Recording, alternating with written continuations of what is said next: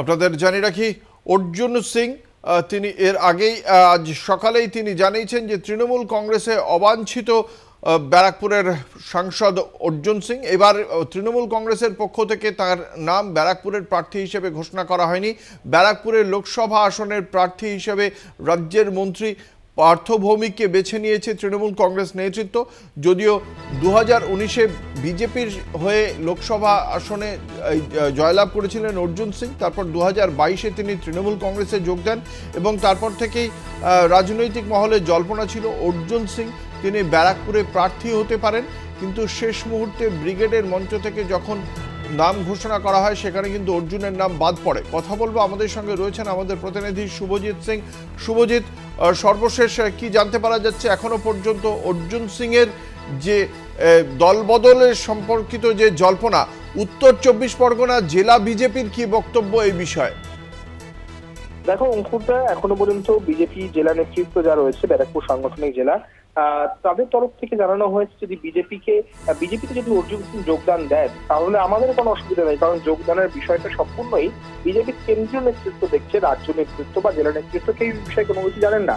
অতএব অর্জুন সিং যদি দলে আসেন তাদের একভাবে যেরকম কোনো অসুবিধা নাই, সেইভাবেই বিজেপির যেমন একটা অংশ তারা বলছেন 2021 সালের নির্বাচনে তারা যখন নির্বাচনের ফলাফলের পরে তারা যখন বিপদে পড়েছিল তখন এই অর্জুন সিং কিন্তু তাদের ফোন তোলেনি বলেও একটা শ্রেণীর মানুষ কিন্তু অভিযোগ করেছেন।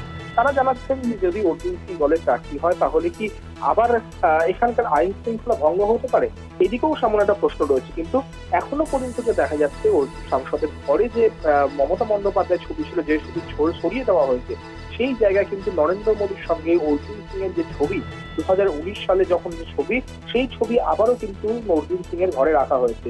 স্বাভাবিকভাবে বোঝা যাচ্ছে আর হয়তো অল্প কিছু সময়ের অপেক্ষা, শুধুমাত্র সময়ের অপেক্ষা, তারপরে কিন্তু ব্যারাকপুর লোকসভা থেকে বিজেপির আসনে প্রার্থী হতে পারেন কিন্তু অর্জুন সিং, এমনই কিন্তু সূত্রের খবর। শুভজিৎ, জেলা বিজেপি নেতৃত্বের কি বক্তব্য? অর্জুন সিং এখন যদি এই কেন্দ্রে বিজেপির প্রার্থী হন তার জয়ের সম্ভাবনা কতটা? যদি আমরা তাকাই তাহলে আমরা দেখতে পাবো যে এই ব্যারাকপুর কেন্দ্রে এই মুহূর্তে শুধুমাত্র পবন সিং, অর্জুন সিং এর ছেলে ভাটপাড়ার ওই আসনটি বাদে বিজেপি একটি আসনও ধরে রাখতে পারেনি। তাহলে এক্ষেত্রে অর্জুন সিং যদি বিজেপিতে এসে দাঁড়ান, একদিকে সাংগঠনিকভাবে 6টি বিধানসভা 2021-এ হাত থেকে বেরিয়ে গিয়েছে, দ্বিতীয়ত তিনি একবার তৃণমূল আবার বিজেপি, এই বিশ্বাসযোগ্যতার সংশয় রয়েছে। দুটির কথা মাথায় রেখে অর্জুন সিং আসলে বিজেপি কতটা লাভবান হবে কি মনে করছেন তারা? দেখো অঙ্কুরদা, বিজেপি নেতা শিলভদ্র দত্তের যা দাবি, তিনি ইতিমধ্যে জানিয়েছেন যে অর্জুন সিং 2019-এ যখন এই ব্যারাকপুর লোকসভা থেকে প্রার্থী হয়ে যখন বিজেপির হয়ে জিতেছিলেন তখন থেকে এই আসনটা কিন্তু বিজেপির সংরক্ষিত আসন। অতএব 2024-এ যদি অর্জুন সিং প্রার্থী নাও হন, অর্জুন সিং যদি অন্য জনের জায়গাতে প্রার্থী হন, ব্যারাকপুর লোকসভায় যে প্রার্থী হবে সেই কিন্তু বিজেপির টিকিটে জিতবে। তুমি যে কথাটা বলছিলে, যারা নেতৃত্ব তারা কিন্তু একভাবে ভেবেই নিয়েছেন অর্জুন সিং যদি প্রার্থী হন তাহলে পুরোনো ঘরে যদি অর্জুন সিং ফিরে আসেন তাহলে সেইভাবে কিন্তু তারা আবার মাঠে নেমে পড়বেন, তারা চেষ্টা করবেন অর্জুন সিংকে জেতানো। তারা এমনও জানিয়েছেন যে আমাদের হয়তো খুব একটা বেশি প্রচার করতে না হলেও যেহেতু বিজেপির ভোট ব্যাংক এখানে রয়েছে একটা এই ব্যারাকপুর শিল্পাঞ্চলে বা ব্যারাকপুর লোকসভাতে, তাতে কিন্তু অর্জুন সিং এর জেতাটা কিন্তু অসম্ভব হবে না বলেও কিন্তু জানিয়েছে। একেবারেই ধন্যবাদ। আমাদের সঙ্গে ছিলেন আমাদের প্রতিনিধি শুভজিৎ সিং।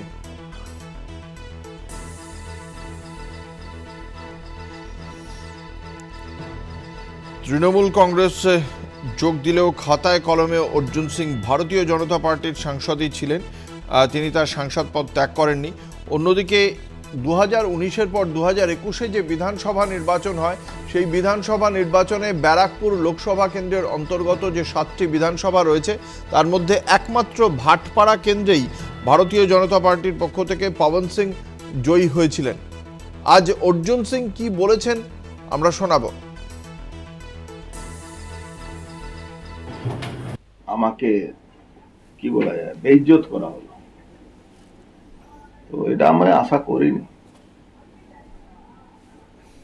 যে আমাকে এইভাবে বেইজ্জত করা হবে। আমি কি করেছিলাম? আমি তো বলেছিলাম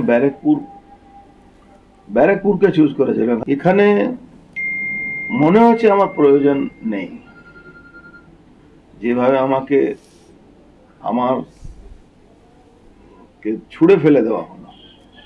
তৃণমূলের কাছে আমি আনওয়ান্টেড হয়ে গেছি, এটা মনে করছি আর তার প্রমাণও পেয়ে গেছি যে আমি আনওয়ান্টেড আছি, কিন্তু আমি ব্যারাকপুরের মানুষের কাছে ওয়ান্টেড আছি। তৃণমূল দলের আমার গুরুত্বটাই নেই। আর তৃণমূলে যারা কাজ করেছে পুরোনো জামানায় প্রায় সবাইকে এরকম বসিয়ে দেওয়া হয়েছে। সবাই বসে আছে, যারা অরিজিনাল তৃণমূল কর্মী যারা ছিল, যারা লড়াই করেছিল, তারা একটাও কর্মীকে আপনি পাবেন না। পিছন থেকে আপনাকে ডেকে বসিয়ে খাইয়ে তারপরে আপনাকে ঘুমের ওষুধ দিয়ে আপনার গলা টিপে দেব, এই লড়াই আমি ঘুমের ওষুধ দেওয়া হয়নি, আমি চোখ খুলেই দেখলাম আমার গলা টেপা হবে। ব্যারাকপুরের লড়াইটা ম্যান ভার্সেস ম্যান হবে। আর ব্যারাকপুরে মানুষ একদিকে থাকবে আর ব্যারাকপুরের কিছু লোক একদিকে থাকবে। আমি যেদিন দলে আসি সেদিনই আমাকে বলা হয়েছিল কি আপনি টিকিট পাবেন।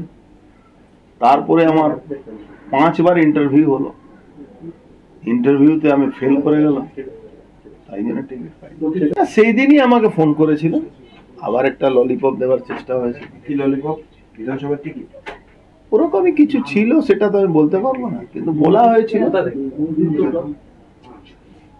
শুনুন, এটা যে জিনিসটা আমার কাছে ছিল সেটাই পেলাম না, আমার অন্য কিছু পাওয়ার আশা কি আছে? ভরসা করতে আমি তো পাওয়ার জন্য আসিনি রে ভাই। বিধায়ককে লাগিয়ে দেওয়া হয়েছিল,